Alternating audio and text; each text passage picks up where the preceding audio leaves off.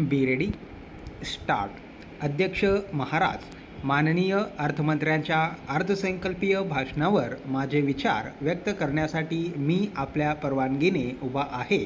या अर्थसंकल्पात राज्याच्या प्रगतीच्या दृष्टीने आवश्यक अशा अनेक योजनांचा समावेश करण्यात आला आहे. ही आनंदाची बाब आहे.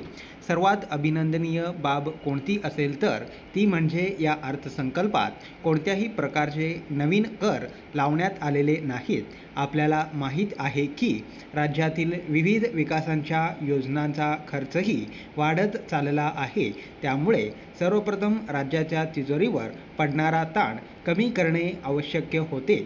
त्यामुळे नवीन कर न बसविता माननीय अर्थमंत्री हे कठीण काम कोणत्या प्रकारे पार पाडतात याचे कुतूहल आम्हा सर्वांना होते. परंतु मला नमूद करावयास आनंद वाटतो की त्यांना हे कठीण काम मोठ्या कौशल्याने पार पाडले आहे. या अर्थसंकल्पात त्यांनी अल्पबचत वाढविण्यावरच प्रामुख्याने भर दिला आहे.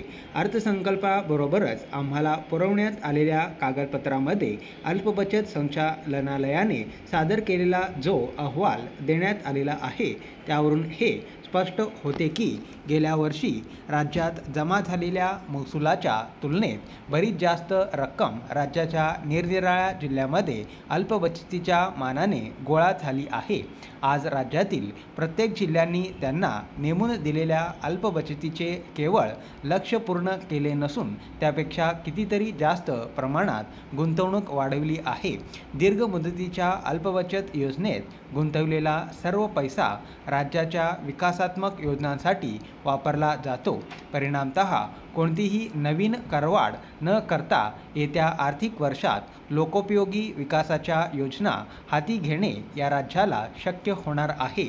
ज्या ज्या तालुक्यांनी किंवा जिल्ह्यांनी नेमून दिलेले अल्पबचतीचे लक्ष्य ओलांडले आहे त्यांना पैशाच्या रूपाने काही प्रोत्साहनात्मक रक्कम देण्याचे या शासनाचे धोरण आहे. या पैशातून जिल्ह्याच्या किंवा तालुक्याच्या ठिकाणी बचत भवन उभारले जावे आणि त्या ठिकाणी सभागृह, सार्वजनिक वाचनालयासारख्या सोयी असाव्यात अशी शासनाची योजना आहे. तालुक्यातील किंवा गावातील लोकांसाठी बचत भवन आकर्षक व उपयुक्त केंद्र होईल. शिवाय अभिनंदनाचे प्रतीक म्हणून त्यांच्याकडे बोट दाखवता येईल. ग्रामीण जनतेमध्ये आत्मविश्वास वाढवण्याच्या दृष्टीने या गोष्टी करणे आवश्यक आहे. अल्पबचत योजनेत जास्तीत जास्त गुंतवणूक करण्यासाठी लोकांमध्ये जागृती करणे आवश्यक आहे. एकंदरीत राज्याच्या अर्थव्यवस्थेचे एक महत्त्वाचे अंग म्हणून व्यक्तीच्या जीवनात अल्पबचतीच्या माध्यमातून गुंतवणुकीचे तत्त्व रुजविणे हे या शासनाचे उद्दिष्ट आहे. आपले उद्दिष्ट गाठण्यासाठी व आपली राष्ट्रीय जबाबदारी पार पाडण्यासाठी हे शासन प्रयत्नांची पराकाष्ठा करीत आहे. तसेच गरिबीचे निर्मूलन करण्यासाठी व समाजातील आर्थिक विषमतेची दरी कमी करण्यासाठी हे शासन कटिबद्ध आहे. परिच्छेद. अध्यक्ष महाराज, गेल्या वर्षी महाराष्ट्रात नेहमीपेक्षा कमी पाऊस झाल्याने 20 जिल्ह्यातील सुमारे 17,000 गावांमध्ये टंचाई परिस्थिती निर्माण झाली होती. या टंचाईच्या परिस्थितीला तोंड देण्यासाठी राज्य शासनाने त्वरित पावले उचलली आणि शेतकऱ्यांच्या हिताचे काही ठोस निर्णय घेतले. या निर्णयामध्ये पीक वाचविण्यासाठी, चारा टंचाई दूर करण्यासाठी तसेच रोजगार हमी योजनेखाली कामे देण्यासाठी उपाययोजना सुचवण्यात आल्या आहेत.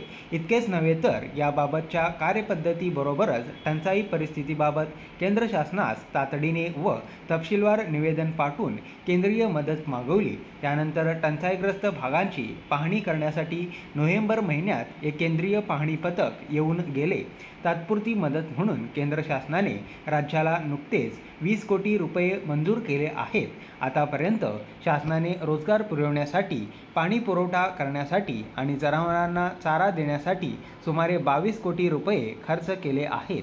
वारंवार उद्भवणाऱ्या टंचाई परिस्थितीबाबत विचार करून ताबडतोब कायमस्वरूपाच्या उपाययोजना सुचवण्यासाठी शासनाने समिती नियुक्ती केली त्या समितीने आपला अंतरिम अहवाल शासनास सादर केला असून त्यामध्ये आवर्षण आयोग नेमण्याची महत्त्वाची सूचना केली आहे।